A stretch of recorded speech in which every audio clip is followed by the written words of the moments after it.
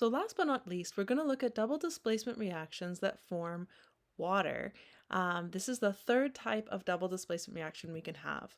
And it actually happens when you combine an acid with a base, and that acid will neutralize the base. And so we call it a neutralization reaction when we're mixing an acid and a base together. In that case, the products will be water and a salt, and that's a double displacement reaction that will go forward.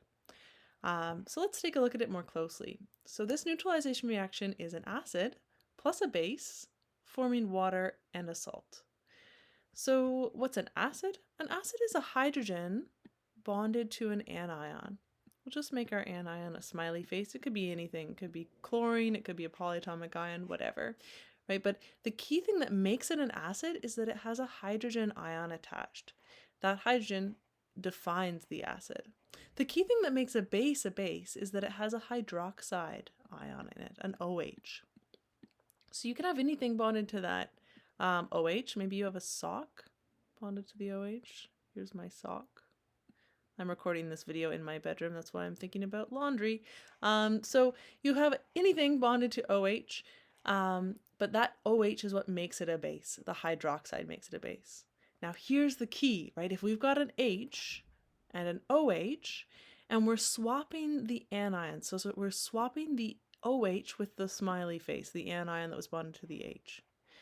Then that OH is going to end up with the H. And what is HOH? Well, it looks kind of funny, but HOH is just H2O. That's actually water. That's exactly water right there.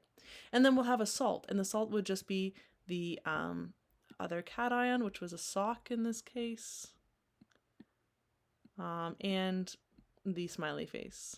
It's a happy sock. All right, there we go.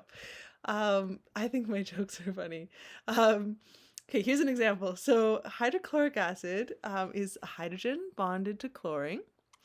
Sodium hydroxide is sodium bonded to hydroxide.